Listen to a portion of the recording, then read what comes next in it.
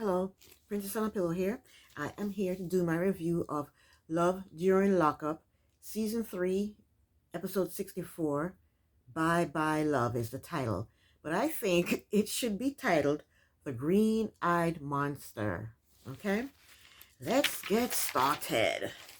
The first couple is Indy and Harry, and I believe this story is the fakest story ever. And I get so annoyed. I'm getting so annoyed with this story. Okay.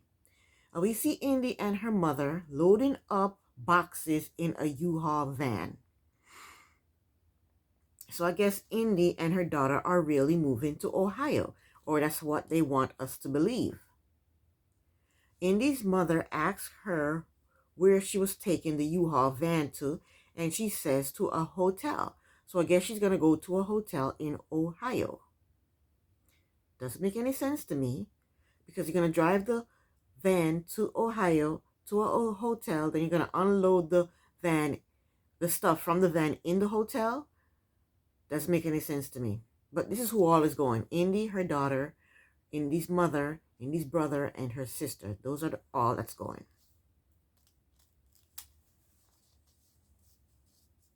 Indy said she's just going to go with the flow, and you don't do that. You're moving from one state to another where you know nobody. You can't just go with the flow. That's ridiculous. You have to make plans. You have to figure out where you're going to sleep. You have a child with you. Anywho, that's why I think it's ridiculous. And why would her mother go along with that?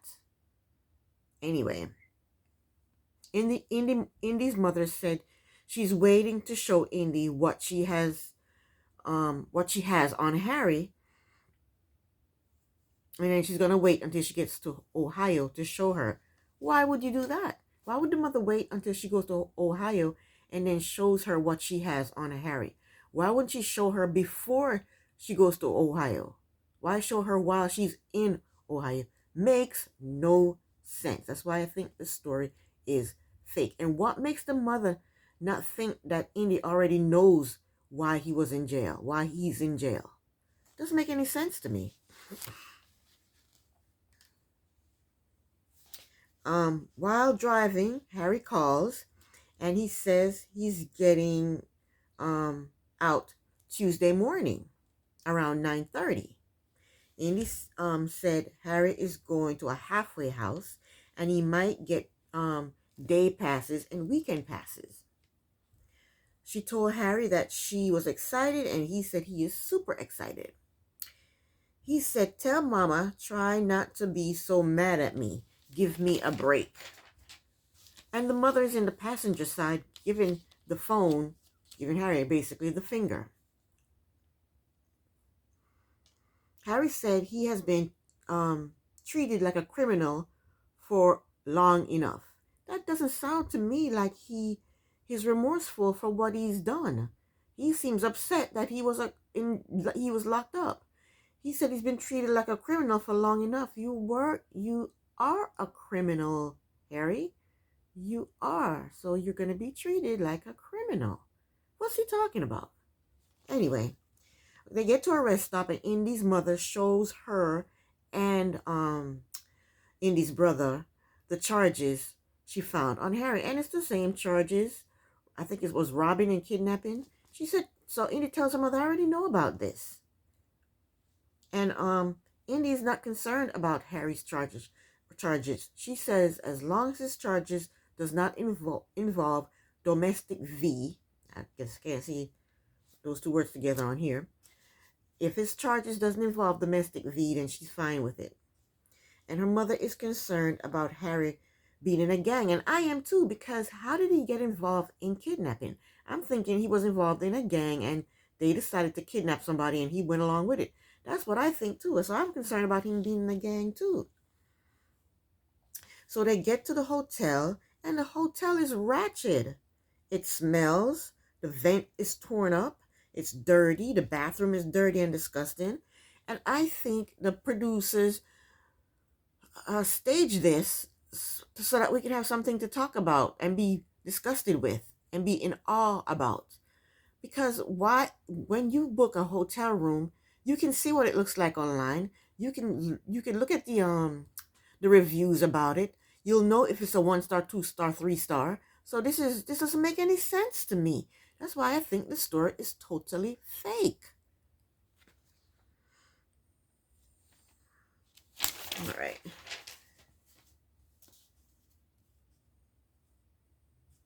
And how is if Indy is planning on staying at that hotel with her daughter, how is the mother and the brother and the sister getting back to Maryland? Are they gonna drive the U-Haul back to Maryland? I mean, I know you can turn in the U-Haul to another U-Haul place right there in Ohio. So I just don't understand what's going on. It doesn't make any sense to me. So we see Indy sitting in the back of the U-Haul lighting sage. And I counted the boxes. It looked like about 8 boxes in the deck on U-Haul. And they're probably all empty. You mean tell me that's all she has? She has a child. Her clothes, her child clothes, that's all 8 boxes. This is fake. I think it's so fake. So Indy calls her so-called psychic, and the psychic told her to just tough it out. Tough it out. You're being tested. Tough it out. And that's the end of Indy and Harry. Thank God. All right, we're on Gabby and Chris. So we see Gabby at work. She said she picked up a shift as a bottle service girl, and she's wearing this tiny black shorts. These tiny black shorts. She said she has not told Chris. What did I write here? Oh, she said she didn't tell Chris that she's working at a strip club. She said he would kill her if he found out. She said on a scale from 1 to 10, Chris's jealousy is at 1,000. So Chris is the green-eyed monster. That's what this episode should have been titled, The Green-Eyed Monster. She said from the $6,000 that he sent her, she doesn't have any money left. She said she needs to get some money for them. And that's what she's going to do. But I thought Chris had a secret stash. I guess not. And can she earn enough money as a bottle service girl to buy her 2 wedding gowns and pay for the entire wedding and everything else? How much you make as a bottle service girl?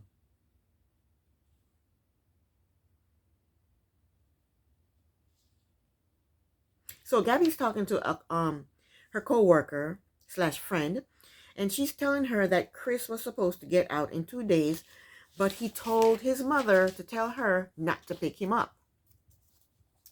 And Gabby does not believe the mother. Gabby's co-worker said to her, "Are you sure it's not another girl?" And Gabby says in her confessional that a few months ago, Chris's ex-girlfriend reached out to her, and the ex stalks her now. The ex is stalking Gabby. Same thing that's going on with Ty. Hottie's ex is stalking Ty.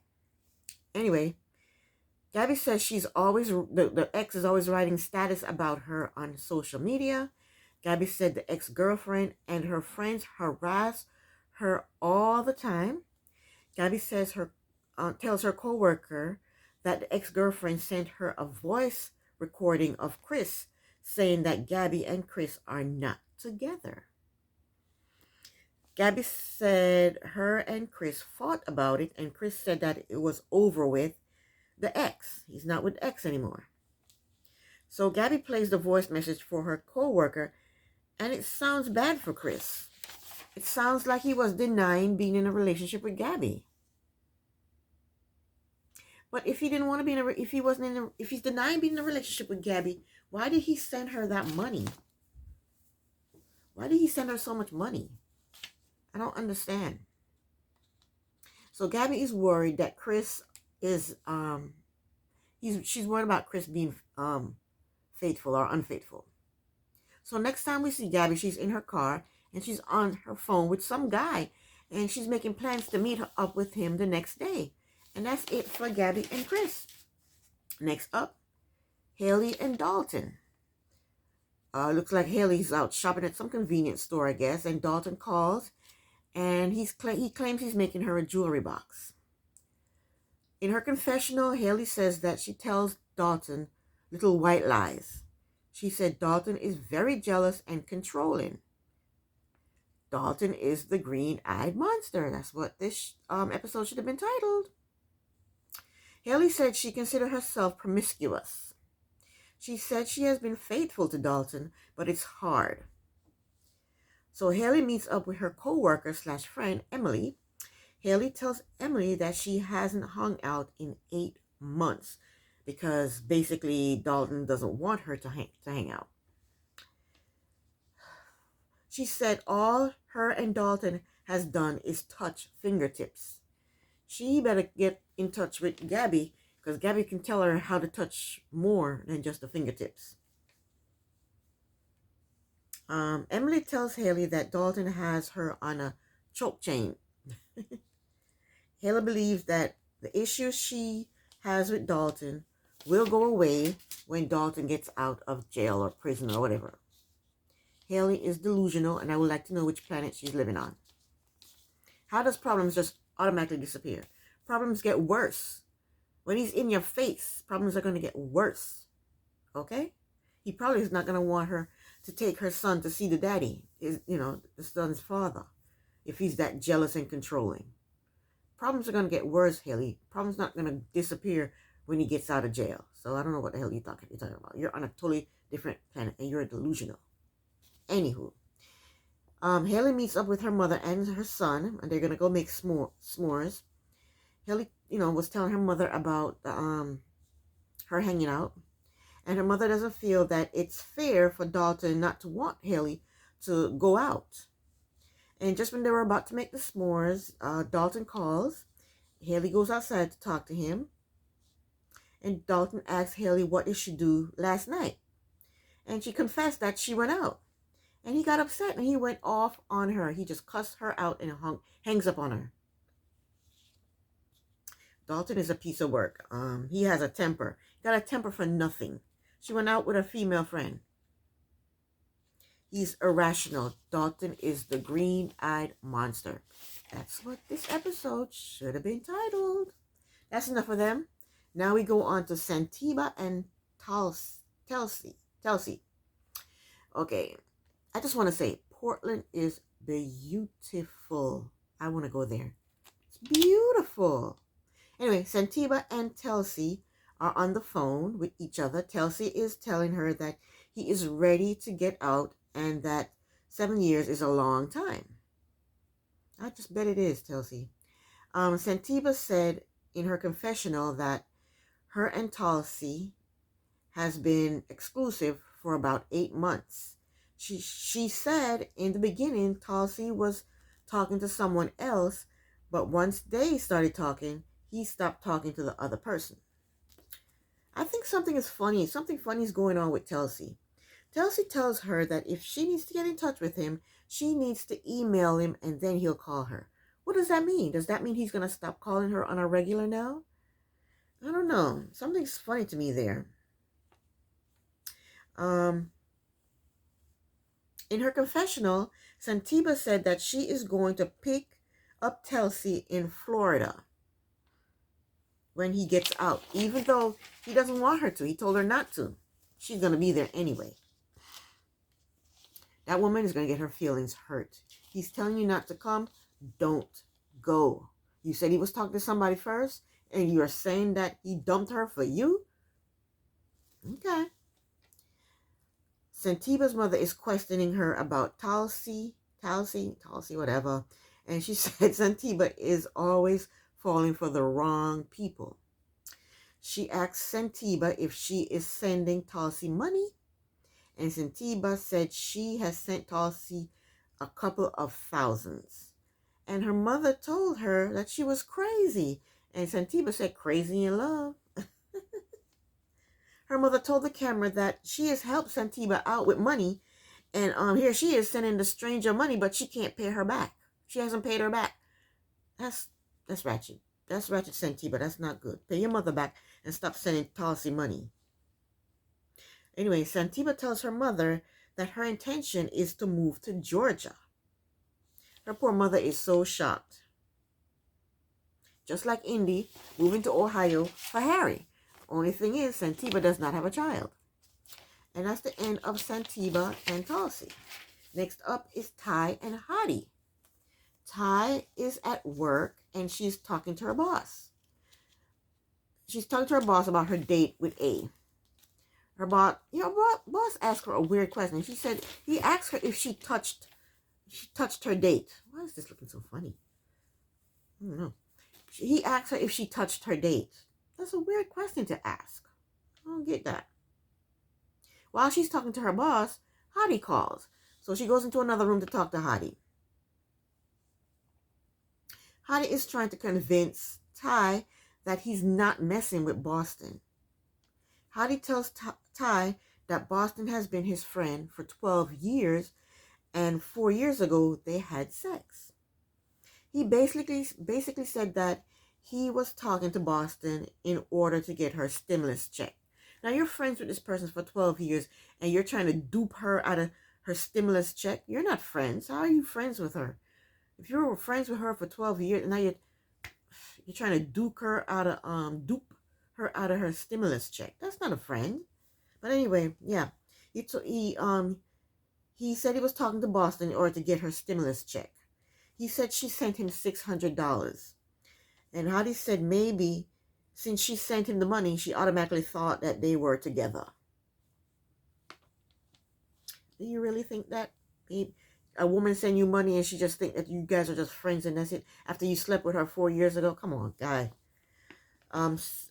Since Ty and Boston both sent Hottie's money, now Ty wants to know what's the difference between me and her then. So Hottie says the difference is I really love you. He said she gave me money, but I can't be bought. Yes, you can. You can be bought. They're already bought. So he tells Ty to go to his Facebook page and that'll prove to her everything that he's saying is true. So Ty gets off the phone with Hottie and she goes to his Facebook page and basically and he's basically saying that there that he said to Boston, I got you for your stimulus check. Now this is his friend for 12 years and this is how he's doing his friend for 12 years. He tells her, I got you for your stimulus check. I am not with you. I am with Ty. And in her confessional, Ty said that she has sent Hottie over $15,000. She said if Hottie is using Boston for money, then Ty said she's getting robbed without a gun. It doesn't matter if Boston is sending Hottie money. Ty is being robbed without a gun regardless. She's just giving this man money. Why? I don't know. She has 3 kids. And she's just giving this man money? And other women are giving him money too. So she says she's going to stop focusing on Hottie and she's going to focus on BB. And I want to say to you, Ty, the men in the free world, most of them have jobs. You don't have to give them money. Quit dating these inmates and giving them all your money. You have 3 kids. So the next scene, we see Ty outside of the hair salon and she's upset. So apparently what happened was she sent Hottie nude pictures of herself.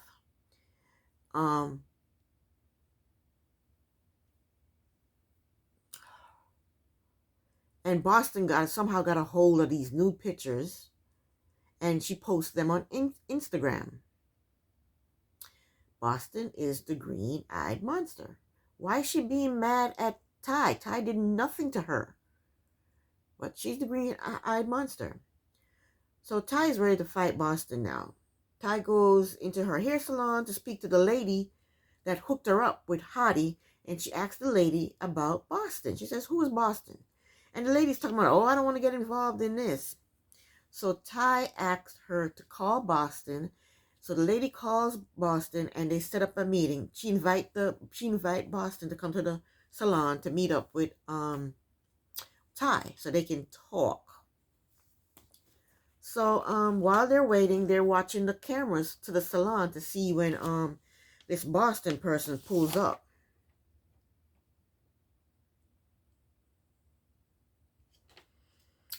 So she's watching the camera and she thinks she sees the girl pull up, so she runs out of the Ty runs out of the hair salon, and then the scene ended.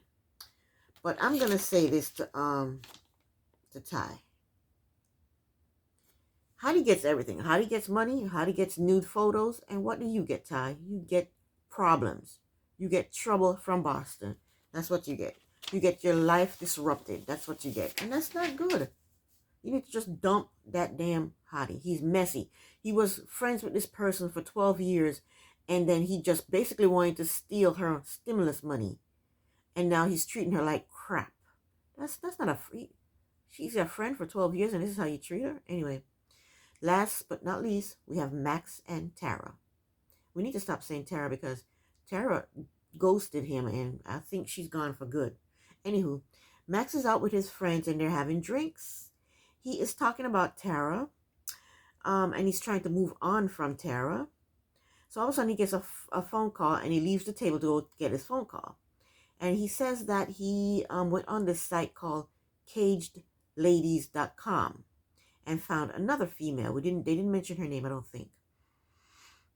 So the lady's calling him, the girl that he's hooked up with on cagedladies.com, she's calling him. And they're talking about exercising, fitness, and modeling. And the female on the phone basically tells Max that she likes talking to him because the other guys she talked to right away say, I love you. And she thinks he's genuine because he's not saying that. In his confessional, Max says that she is around the same age as he is, and that's shade to Tara because Tara was older than him. So he's shading Tara right there. Anyway, he says she's from Vegas, which is his favorite city in the whole country. He says she has experience in the adult world, which is something he vibes with. And he says she's really hot. I think Max does not want love. Max wants a skank. That's what he wants. He wants to deal with a skank. He's not looking for love. Anyway, the female on the phone said that she's in jail for a pretty high-profile case. She was about to talk about her trial when the phone got cut off. Max says the lady is in jail waiting for her trial. And he doesn't care what she's locked up for, just as long as she's found innocent. Okay, Max, whatever. I doubt that she's innocent, Max, and I doubt that you care. Okay, so she calls him back, but then she hangs up on him. I don't know what that was about. So Max goes back to the table, and he tells his friends that he was talking to another inmate. He tells them that she is a former Playboy model, hustler model, and a stripper. Yep, he wants a skank. I'm not saying that these Playboy models and hustler models and strippers are skank, but I'm not saying that. Don't get me wrong, but that's the type of woman he wants, and women that's in the adult sex industry. Specifically, these are the type of women he wants. I guess that's what he finds, and they have to be inmates. I don't know. I don't know what's wrong with Max. Where's his mother anyway? Where was I? Oh, so one of his friends asked him, so do you want to date this woman or do you want to just sleep with her? And he said, I want to do both. He says, I want to do both. She's hot. And that's all he cares about. The fact that she's hot and she's in the adult industry. And he tells his friends that he doesn't know what she's in for and he doesn't care. Max is just totally ridiculous. And that's the end of Max. That's the end of my review / recap. I will be back next week for another review. If you haven't already done so, please subscribe to my channel. And also please like, comment, and share my videos. Princess on a Pillow here. Thank you so very much for watching. Bye.